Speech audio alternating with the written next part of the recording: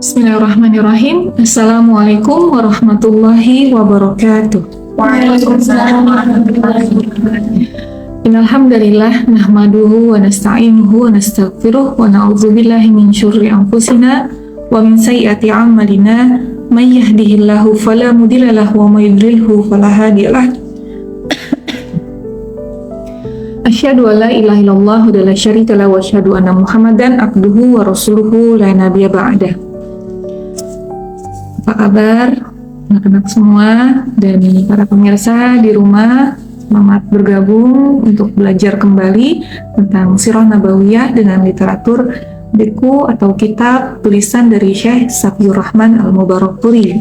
Setiap Rabu malam kita akan mempelajari sirah Nabi kita, di mana dalam setiap apa yang beliau alami terjadi pada kehidupan beliau itu semua mengandung hikmah, mengandung teladan buat kita, dan juga termasuk hukum-hukum ya yang akan sangat bermanfaat dalam kehidupan kita semua sebagai seorang muslim.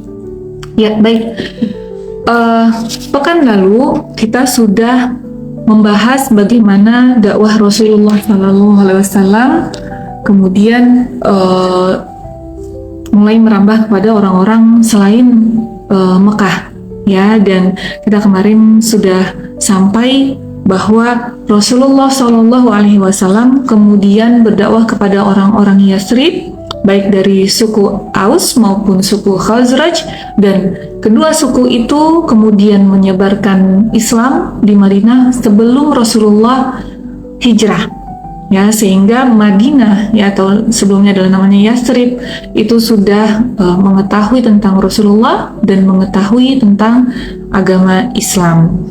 Nah, pada tahun ke-11 dari nubuah, Rasulullah SAW juga menikahi Sayyidah Aisyah ya. Jadi pada sebelum hijrah Rasulullah menikah ya. Jadi tahun ke-10 Rasulullah menikahi Saudah ya. Tahun ke-11-nya baru menikahi Aisyah. Tapi baru nanti tinggal dalam satu rumah bersama Sayyidah Aisyah itu pada saat sudah di Yathrib ya, artinya tahun ke-13 kenabian ya. Tahun 11 dinikahi, tahun ke-13 baru tinggal dalam satu rumah di Yathrib ya. Baik, tapi kita tidak akan membahas itu dulu ya, karena kita akan membahas apa yang terjadi pada Rasulullah SAW di masa yang sangat yang sangat penuh tekanan ya, setelah kehilangan istri beliau Siti Khadijah, kemudian kehilangan paman beliau ya. Rasulullah SAW kemudian menghadapi cobaan berat saat di Taif ya. Kemudian terjadilah sebuah peristiwa besar yang ini menjadi penguat lagi bagi Rasulullah, menjadi hiburan bagi Rasulullah, karena ini adalah sebuah peristiwa di mana ini termasuk satu dari 3 peristiwa besar selain hijrah dan kemudian selain juga haji wada atau pada saat Fatu Mekah ya. Ini adalah peristiwa Isra dan Mi'raj ya, dimana nanti kita hari Ahad akan ketemu ya, itu momennya yang diyakini bertepatan dengan Isra dan Mi'rajnya Rasulullah SAW. Mengenai tahunnya, kapan terjadinya, di dalam buku tulisan Syekh Safiur Rahman ini ada beberapa kemungkinan. Beliau di sini menuliskan 6 kemungkinan yang berdasarkan pada pendapat-pendapat para ulama dan ahli sejarah. Ya, ada yang mengatakan terjadinya itu pada tahun tatkala Allah memulai mengangkat Rasul menjadi Nabi.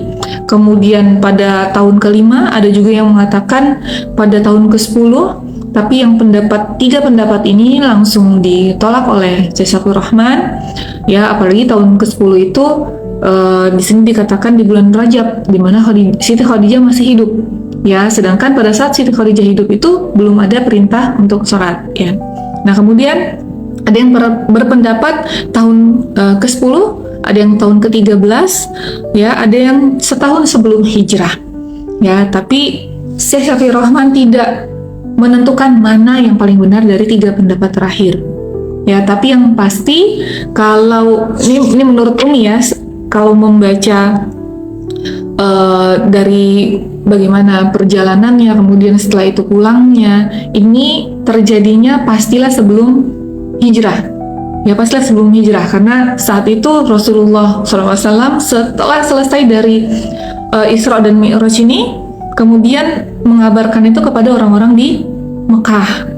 Ya, jadi otomatis ya pastilah belum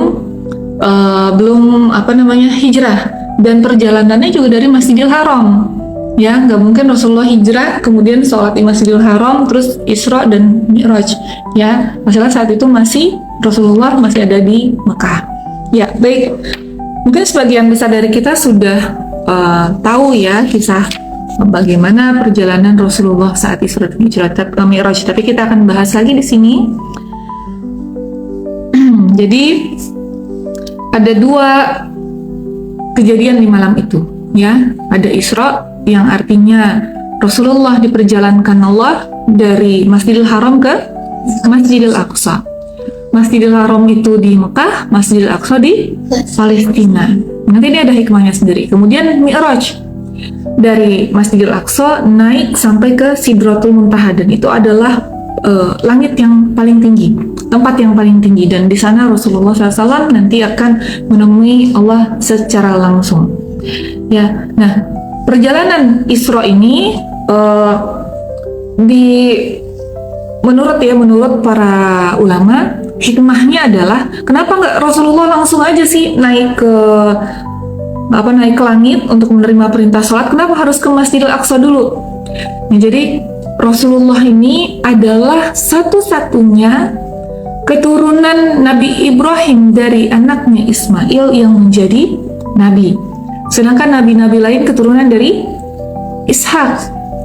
Ya, Nabi Muhammad SAW ada di Mekah, hidupnya yang nggak kemana-mana, maksudnya di Mekah aja. Sedangkan nabi-nabi lain di Palestina. Ya, dakwahnya di seputar sana. Nah, ini untuk menandakan apa?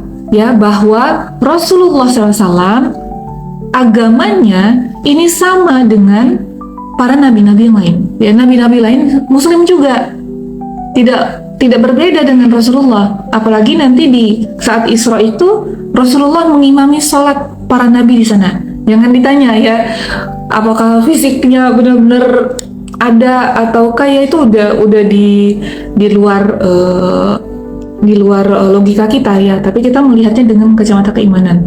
Bahwa yang dilakukan Rasulullah di sana pada saat di Masjidil Aqsa sudah sampai di Palestina, mengimami sholat para nabi. Ya, di dalam buku Syekh Syafiur Rahman ini tidak dituliskan nabinya siapa aja.